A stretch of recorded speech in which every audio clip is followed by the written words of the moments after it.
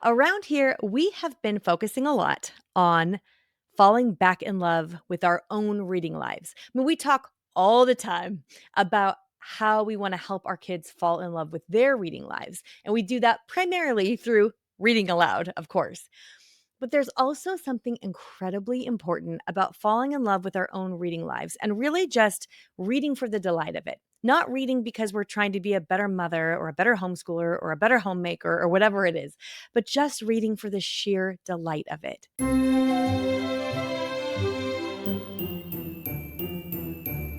Welcome to the Read Aloud Revival. I'm Sarah Mackenzie. Now, if you don't believe that's one of your primary jobs as a mother, I would encourage you, gently, of course, to go back and listen to the Read Aloud Revival podcast episode called Reading for Fun is More Important Than You Think, because it is. Reading for fun is more important than you think. And I don't just mean, like I said, reading to make you better at something, but reading just for the sheer pleasure of it. And so if you need to be convinced of that, go back and listen to that episode. On today's episode, I want to talk about a certain kind of reading.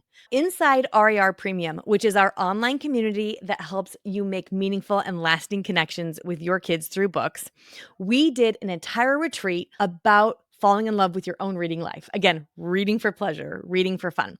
And one of the sessions we did there was called How to Read the Classics and Actually Enjoy Them.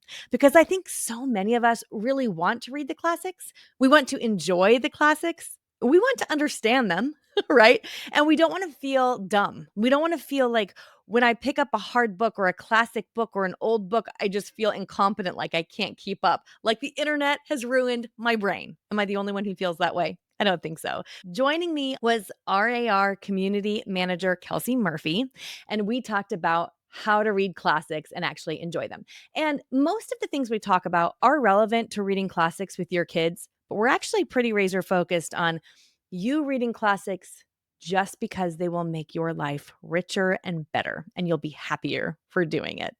I cannot wait to share this session with you. Now, the retreat came with a retreat guide, and inside that retreat guide was a list of classics that we think are really great to start with, especially if you're not in the habit of reading classics or you just want to get into the habit of reading classics. And so we have pulled that list for you, and you can download it now by going to the show notes at readaloudrevival.com/264. It's just a list of classics that our team thinks are pretty great classics to dip into next. Depending, some of them are longer, some of them are shorter, some of them are easier, some of them are harder, but we think all of them are a pretty good pick. So again, readaloudrevival.com/264. Okay, I hope you enjoy this session, and I hope you fall in love with your reading life.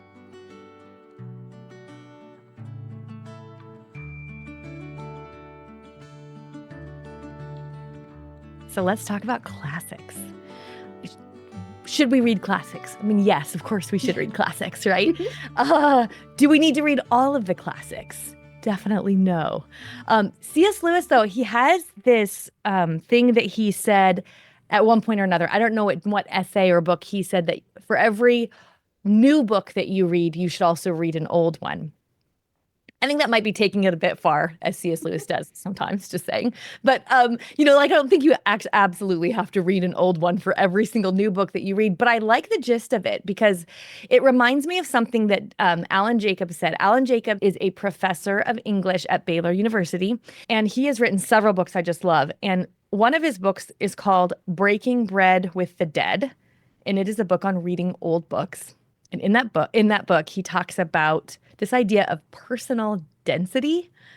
I love this phrase so much. He basically says that, like, the bigger you can make your now, the less likely you are to get like blown by the winds of whatever's happening in our culture or in our world. So he talks about how whenever you read an old book, you extend your now. You're extending your present, your experience, your reality into the past, right? So when you're reading an old book, you're learning about different cultures and time periods, and you're actually stepping into that time period for a bit of time. Not just that you're learning new facts, but you're actually like becoming a denser person because your now is extending beyond February 1st, 2025, what's going on in our political climate and social climate and in our neighborhoods and at church this weekend and at the homeschool co-op and whatever happened when your mom called you on the phone and told you something that surprised you. Like all of those things you get to reach beyond that, you basically enhance your personal density. And he talks about how that adds weight and makes it less likely that you can be like blown by the wind. There's this great quote I'm trying to find. This is what he says. By reading and considering the past, we cut through the thick, strong vines that bind our attention to the things of the moment, and our attention thereby becomes more free. So good. I find that when I'm in the habit of reading classics and old books, at least interspersed with new books, I am less likely to get like frazzled by things I see in the news or that happening in the now, because my now has indeed become bigger, right? And that's what he's talking about with that. I love that. And I mean, I think there's a reason why we're drawn to classics. Leilani on our team has this great phrase that I love. She says, classics are part of our literary inheritance. I love that so much because we get to partake in, like what you were saying, these worlds that came before us. We get to expand our minds by just reading a book and understanding culture before ours and time before ours. And there's something to be said about reading books outside of our current cultural context. As you mentioned, I have another Alan Jacobs quote. When you read an old book, you want to look for something that has thoughts that are not your thoughts, that has assumptions that are not your assumptions, that sees the world very differently than you see the world, because those are the words that are going to teach us. They really teach us through difference more than they teach us through similarity. Don't worry about being systematic. Don't worry about having a plan. What really matters is not having a plan, but having a disposition. The disposition is to be taught. The disposition is to grow in virtue and wisdom. The disposition to be delighted. I think that's such an important, so much. Yes, it's such a good distinction. Just have an open mind, be ready and willing to learn. You don't have to plan out every single classic that you're going to read. It's not about reading as many as you can. It's just about reading them and enjoying them and learning from them. Yeah.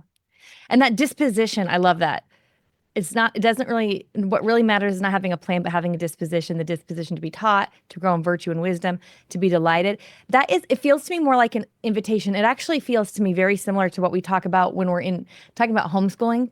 And we talk about the difference between covering and uncovering. Because if you read a classic and you feel like I have to get everything, I have to like squeeze all the juice from this, I have to read it just right and not miss anything. It's going to feel like you're trying to cover, Don Quixote or The Count of Monte Cristo or Pride and Prejudice. But if instead you're like, I wonder what I'll be delighted by here. I wonder how I might grow in virtue or wisdom.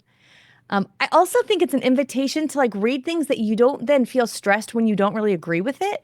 Because then when you read something that you're like, even in Breaking Bread with the Dead, I love this book. There are several parts I remember. I should have grabbed it off my shelf. I think it's in the other room. Where I'm disagreeing with him in the margins. Like you can see me being like, that's not true. Or I would take issue with this. Or like there's a Bible verse that I'm like, I don't know if like this scripture would match this. You could. Yeah. I'm disagreeing with him, but it doesn't mean now the whole book has to go out, because now I'm coming to the book, and it's not a classic, but I'm coming to the book with this idea of like, I wonder what I could learn here. It doesn't mean I have to take everything. So it like expands our reading so much. Yes, for sure. For sure. And I think, again, I get sucked into that English class habit of, you read a classic and you really dissect it and try to take everything out of it. And I've had to get out of that habit of, you don't have to torture yourself with a classic just because you feel like you should read them because it is deemed a classic. You have to read it. No, just read it and enjoy it for what it is. Yeah. And also, I think sometimes maybe the season of your life is just not primed to read a classic. That has happened to me before. I had this thought after I had my second baby that I wanted to get back into the habit of reading consistently. And I had never read Jane Austen at that point. And so I checked out Pride and Prejudice from the library. I was so excited. to read it, and I could not make it past the first like 5 pages. I'm not even kidding. My postpartum mind with a newborn and a toddler was not ready for Jane Austen, Pride and Prejudice at that time at all. And there's, again, another Alan Jacobs quote that I love. He says, sometimes a book that might not be for you at some stage in your life will be for you at another stage Oh, so in true. your life. Yeah. And so I put Pride and Prejudice back at that stage. And honestly, I didn't read it until last year because I kept having babies and kept being in this postpartum state Yep. where I just knew my mind was not ready. Finally, I was able to read it last year and enjoy it without feeling like my brain was melting. Yeah, so good. As we were talking about reading and not taking everything that the person reads just at face value, like you can disagree with things. Somebody wrote in here, it's like the chew and spit method. I love that. It reminds me of that Sir Francis Bacon quote. There's like a Sir Francis Bacon quote that says some books are meant to be um, tasted, some are meant to be chewed and digested. I'm Oh, ruining it. yes. Yeah, but some maybe are meant to be chewed and spit in some ways. Yes. At least parts of them. Yes. Here's a really good question from Jessica, which is, she's saying, I may be jumping the gun here, but could you explain what makes a classic? We should probably start there. That's a great Sure. question. Yes. I mean, I think there's probably a lot of different ways to people define this. So maybe we could just talk about how we think of classics. In my mind, a classic is a book that has stood the test of time, Yes. or has the potential to, although I usually think we don't think of classics till they have stood the test of time for a while. Right. So then if it's staying in the test of time, it has to have like some universal truth in it. Like it has to have some kind of, it can be set in a time and place. In fact, all stories are set in a time and place, but like have enough universal truth that it can like transcend its plot to like speak to us in Yes. some deeper way. My favorite example of this, I think, is Little Women, because there are just universal truths in there about growing up, about having siblings and parents, and just complicated relationships. And I remember when I first read Little Women, I really resonated with Jo. The free spirit and was going to do what she wanted to do. And nothing was going to stop her get in her way. And then as I read it later in my life as a wife and a mom, I found my life actually turned out a lot more like Meg's did. I got married and had kids, and that was my life. And I really resonated more with Marmee at that time too, as a mom. And so I think to me, that's what a classic is. You can relate to it at different points in your life, and it still stands true. Maybe it hits a little bit different, but there's still truths there. Well, it actually speaks to its rereadability too, because you're like talking about reading it once and then, when you're younger and resonating with Jo and then reading it again now and resonating with Marmee, it's like that is a classic can also always be, I think, read and reread and reread, and it like meets you somewhere new every time. Hits you a little bit differently, and it like you're a different person when you come to it. So yeah, I mean, I think like I often think of The Lion, the Witch, and the Wardrobe when I think of this, because I can read that book and still see things that I've not seen before, even though I've read it, I don't even know how many times. I think also technically, I mean, if we were technically speaking of classics, it may need to have like some kind of a cultural impact, or it's like had enough of an impact that like people are reprinting and remaking the book over and over to keep it in print. Right. It hasn't gone out of print. Yes. Yeah. I think for a lot of us, we have a little bit of like reader's guilt that we haven't read the classics we think we should have. Like you said, you hadn't read Pride and Prejudice till last year, right? That was what you said? Last year. Yeah. Yeah. I didn't read it till I was in my 30s, and I read it in Read-Aloud Revival Premium when we did them all the book club. I picked it for book club so that I would read it. Because Ken Ludwig got me so excited about it. When he came to talk about Shakespeare, he's also a scholar of Jane Austen. And I just think, I don't know, Ken Ludwig can get me excited about anything, the way he taught. Like he's one of those people that's so excited about the things he knows that you're like, I want to know. He so hypes you up. yeah. But as a kid, I didn't read any classics. Zero. I mean, nothing. I didn't read Little House on the Prairie. I didn't read Wind in the Willows. I didn't read Nope. the only thing that could be deemed a classic, I think, that I read as a kid was Charlotte's Web. I think that's it. All the rest I read as an adult, and I read instead as a child stacks upon stacks upon stacks of the Babysitter's Club. Yes. You and I have that in common. Yes. Sweet Valley High. Yep. Loved it. Nancy Drew. Yep. Yes. I was all Yes. for it. Yes. And I think in some ways that I come to a classic as an adult and I feel ill-equipped. What's the word? Ill-equipped. I feel like I don't know how to read this. I need somebody to show me how to read it. Yeah. Um, Even though it's helpful to remember sometimes that the classics were written versus just stories. Like, it's not like Louisa May Alcott was like, I'm going to write a classic. She was just writing a story Right. that she Yeah. wanted her readers to enjoy because that's what writers do. They're not usually writing to like make the next War and Peace.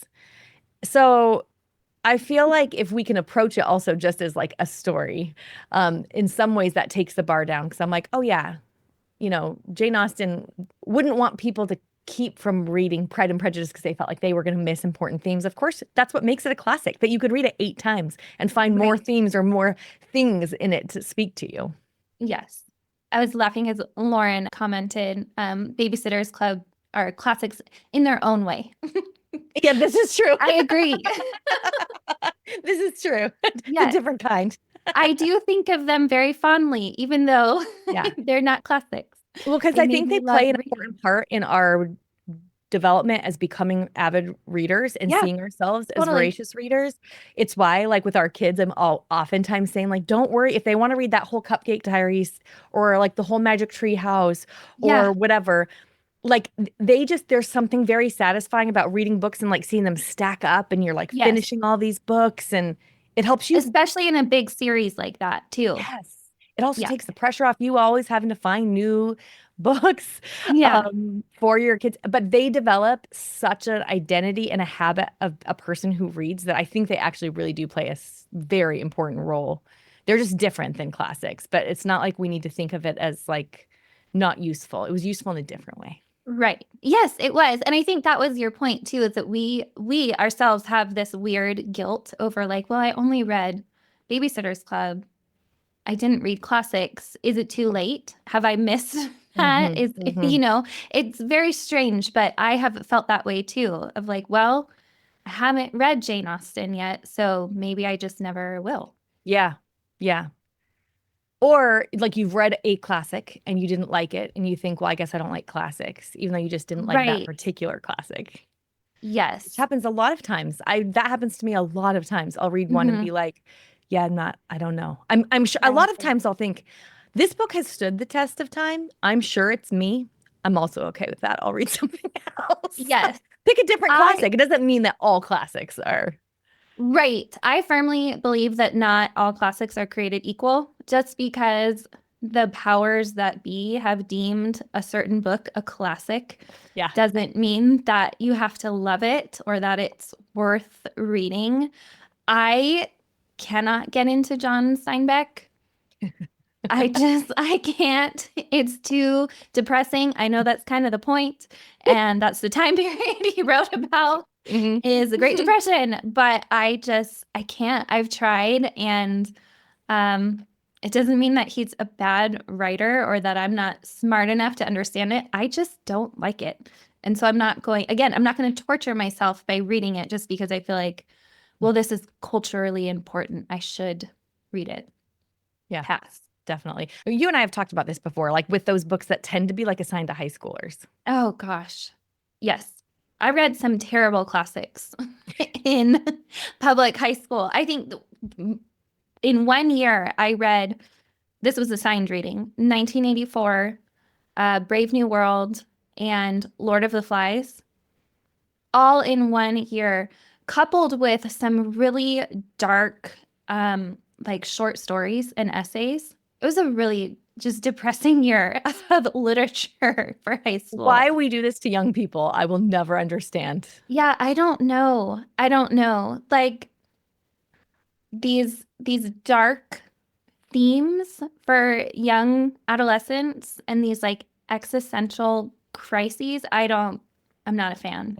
There's a great question in the Q&A from Helen about where to get started with classics, especially because Mm, there's an overwhelming number of choices. And also, I yeah. think because we hear things like what you just said, and if we don't know the classics, we'll go like, oh, 1984, Brave New World, and Lord of the Flies. Like, I wouldn't have known those were all super dark and depressing. That's also fine. One of the things that can be helpful is looking at a lot of times I know we've talked about this before, Kelsey, like look at homeschool curriculum online, just see what they're assigning homeschooled high schoolers to read. Yes. That can be a really good starting place because that tends to look very different than what the public schools are assigning their high schoolers to read.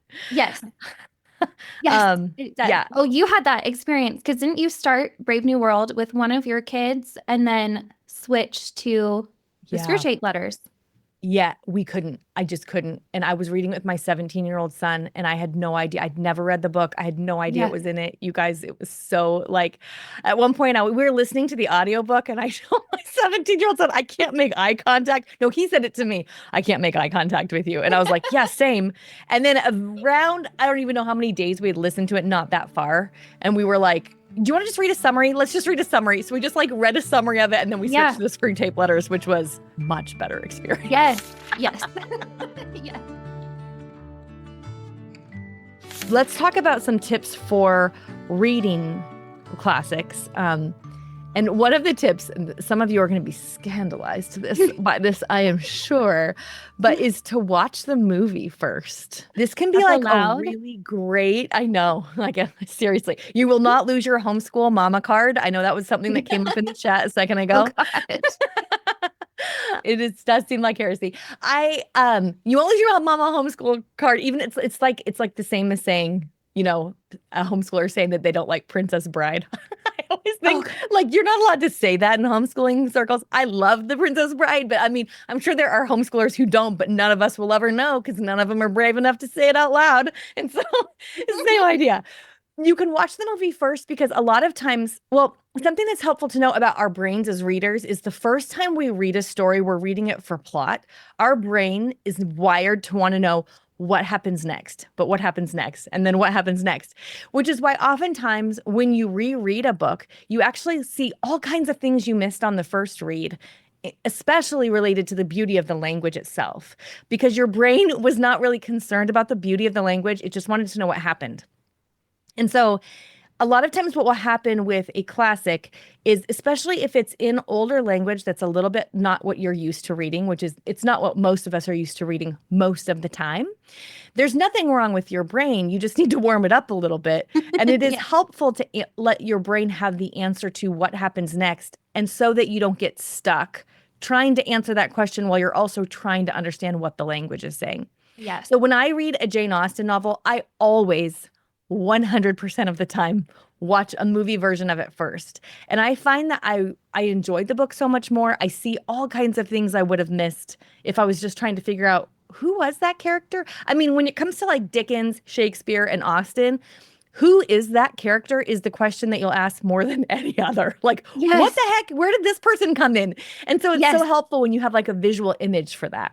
I have to look up like a character list, especially because they refer to them sometimes by their first name, sometimes by their last name, and then they'll switch. And I'll be like, wait, what first name went with what last name? I don't remember. And who is related to who and how? I don't know. Exactly. Well, when I teach Shakespeare to my kids, and then at co-op, I run the Shakespeare program there. And whenever I'm teaching a new play, I always draw a character map on the whiteboard, and I do it every single week. So like last semester we did Romeo and Juliet, and every single week I'd be like, okay, who remembers? And I would like draw a stick figure. I'm not an artist, you guys. They're stick figures, and I would just name them, but like putting them in a map of like these people are Montagues and these people are Capulets. It makes such a huge difference. And then when we're reading the rest, as we're reading the play, a lot of times as characters are speaking, I'll be pointing to the map, showing them like, it's this person, it's this person. And I don't have to do that with a novel, a historical fiction novel, unless there's a bazillion, or like a contemporary novel or a new novel, unless there's a bazillion characters. But definitely when you're dealing with language or story structures that are more complicated than something that was published in 2024, it can be really helpful. It can like give you some scaffolding, I guess, to make it Yes. a more successful experience. It's just such a good visual. In the chat, I see that reminds me of the character maps at the start of American Girl doll books. I always loved those as a child. Yes, totally. I love those too. Yeah. Yeah. And you refer to them, right? When you get deeper in the book and you're like, wait, who is that again? And then you flip back Yes, and see who it was. Yeah. very helpful. Yeah. I think another great way to kind of ease into classics, you don't have to start with a Tolstoy right away. Yeah. Start with more of a middle grade. When I shared, I couldn't read Pride and Prejudice with my postpartum brain. And so I read Little Women instead. And it was a much easier entry point. It was much gentler. What are some more tips? I think I saw someone up here said they always listen to classics on audio. I think that's a great yes. plan. I oftentimes listen to audio or books on audio, classics especially. Like if I'm going to read a classic with my kids, there's a very good chance we'll listen on audio. There's something about letting the narrator do some of that like interpretation of the complicated language for you that can be really helpful. Yes, definitely. Sometimes it's hard to know in a classic, was this said sarcastically? Yeah. Was this Yeah. yeah. Especially in something like Jane Austen. Exactly. I was going to say that. Yes. That humor, that like British humor and the time period humor it's helpful to have someone sort that out to get then the banter is more enjoyable if you know what's going on. Yeah. Another thing I like to do before reading a classic is look up a quick plot summary, which again heresy. I know it feels so crazy, right? But for the most part, because it's a classic, I pretty much have a general idea of the plot anyway, and I'm not looking for spoilers. I'm just wanting to know themes. So I did this with Anna Karenina, looked up kind of just a quick plot summary and the themes, and just decided this is not a good fit for me, just based on what the themes are. And again, I don't worry about like the ending or spoilers or anything. I'm just trying to gather information to see if it's going to be worth my time to read. And nothing against Anna Karenina. I know people love it. But at the time, it's also a huge time commitment if you're like, I could read David Copperfield or Anna Karenina. Which one? Yeah. Then you can read some summaries and kind of get an idea. Right. Something else that's not cheating, aside from just looking at plot summaries or watching the movie first, is reading abridged versions. And this gets a lot of flack in homeschooling circles, but I want to give a shout out to abridged versions. Abridged versions are not complete classics. They're usually simplified language so that people who are younger can read them. So for example, Allison, my now 21-year-old, when she was about 9, I would guess, she read Heidi, but she wasn't really ready at that age to read. Like her reading development wasn't sophisticated enough to read the actual book Heidi, by Joanna Spyri. So she read one of those classic start versions, and she loved it. It made her obsessed with Heidi, so much so that after she finished it, she asked me to get her the real version of Heidi, and she read it. And I really don't think she would have wanted to stick with it if she hadn't had that abridged version first. So kind of like reading a plot summary where she was like, oh, actually, I really do want to like struggle through the hard parts because I want this story so much. I always teach Shakespeare with abridged versions, with retellings first, 100% of the time. Yeah. Yes. And you've mentioned scaffolding, know, and it gives kids scaffolding. And there's so many wonderful illustrated children's versions. Like you said, it kind of plants the seed so that they're ready for the bigger version. I mean, it's very similar. It's the same kind of idea as like watching the movie first. You're basically watching an abridged visual version of Little Women when you watch the Greta Gerwig Little Women. But I bet it will not impair your enjoyment of the book Little Women. And you'll see more there because there's always more in the book than there can be in an abridged version or a movie. Yes. I love the movie. I love both the movies. The 90s version and the new one. Oh, me too. I take Little Women in any form, basically. In any form. It's great. It's true. It's true. Yeah, Kelsey Smith said it's basically building a love for the specific story. yes, So then that's what you she want said. more of it. Yeah. I think in the chat, I saw people commenting about some really excellent podcasts that talk about classic books. There's a literary life. There's another one, something about an elephant that I can't ever remember. Close Reads is another one. Excellent. How to Eat an Elephant? How to Eat an Elephant. Yeah, it's such a great name for a podcast because, of course, it's one bite at a time, which is exactly how you should read a classic, right? I love it. I've not listened to that one, so I don't have any experience with it. But if you were going to read, let's say, Middlemarch or something, and you can find a podcast where they are talking about it. I mean, this is what I do when I'm teaching Shakespeare in my co-op. Um, there's a podcast put out by Cersei Institute called The Play's the Thing. And on that Mm. one, they take uh, a play like Much Ado About Nothing. That's what I'm doing with the middle schoolers there this semester. And they break it up into 5 episodes and they talk about each act. And I always listen to it because they always point out things that I missed or didn't see. It's just helpful for me to like hear someone else talking about it. So Yeah. looking up in a podcast app, like seeing, is anybody talking about Middlemarch? Is anybody talking about Anna Karenina if I'm going to be reading it, or David Copperfield, or Great Expectations, or whatever? Has someone talked about it that I could listen to them and they might be able to point out things that I didn't see? Again, not feeling like you need to squeeze all the juice from it, but like more like you're beach combing on a beach and you're with somebody who knows how to look for sea glass, and that's kind of fun. It's like to be listening to someone who's got an ear or an eye for it or has read it a few times and might see things that you missed before. There's a great question in the chat from Kayla. What classics do you reread the most? Mm. Kelsey, are there classics that you reread the most? I think it would have to be Little Women. Okay, yes. Yeah. Yeah. Like I said, just because I relate to different characters depending on where I'm at in my life. Yeah. Narnia. Someone put Narnia in the chat. Same. Like, Yeah. because every once in a while I'm like, we need to reread that one as a family. Anne of Yeah. Green Gables. Any books by Lucy Maud Montgomery. I mean, The Screwtape Letters is probably the single book I've read more than any other, I Yes. think. I'm not sure what that says about me, that I like to read a demon's perspective over and over and over again, but we won't get into that. What else? Oh, The Hobbit. Kayla's loving The Hobbit. Do I admit it? I do. I've not read the Lord of the Rings trilogy, but I loved The Hobbit when we did it as a family book club here a couple years ago. And I read it, and then we listened to it as an audiobook as a family, and then we started it again and listened to the entire thing again, and it was amazing. It was one of our best read aloud experiences. It's I really haven't good even on watched the audio. movies, Adrian. I know it's so terrible. Maybe I should start with the movies. Maybe I should take my own. I don't know. No, I'm scandalizing everyone. See, this is worse than The Princess Bride, isn't Oh it? I know. gosh. I haven't read them either. Fantasy is not my thing. And I have watched the movies and I just felt like I didn't know what was happening. I mean, Sorry, okay, guys. this is like my kids are watching Star Wars for the first time. I can't even stay awake. You guys, I cannot stay awake. Oh, It's no, like thank you. I just don't understand. And as we were watching one over Christmas break, and I looked at Audrey and I was like, I just don't understand how these have become such cultural like centerpieces. It does not make sense to me.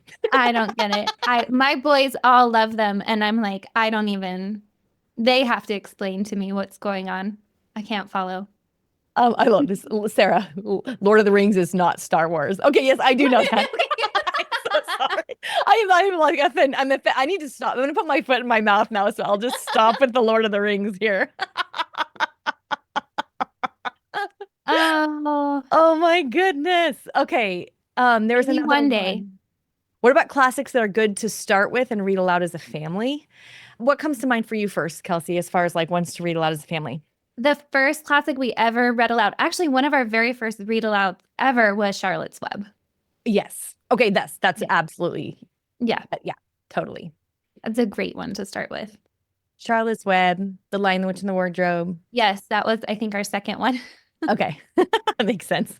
Yeah. Okay, so just so you all are clear that Kelsey and I do not represent the entire Read Aloud Revival team. The team is throwing a fit over here in our little team Yes. that we do not have a fantasy fan represented on screen for defense. So to defend Lord of the Rings. You are welcome, Leilani. I had to shout you all out. Yes, I know. And Star Wars. Oh, That too is funny. too funny. Oh, Winnie the Pooh. That's also a good one. Oh, yes. You Yes. know, Winnie the Pooh is a surprising one because if you haven't read it in a while, the actual Winnie the Pooh by A.A. Milne, I mean, as opposed to the Disney series, which I also really love, just saying, but the books themselves have so much subtle humor that you totally missed when you were a kid. So if Mm, you read them again, you'll really enjoy them in a different way. yes. That like dry sense of humor. I love it. Cece said, sometimes I feel guilty about spending too much money on buying books, though Mm. it doesn't stop me sometimes.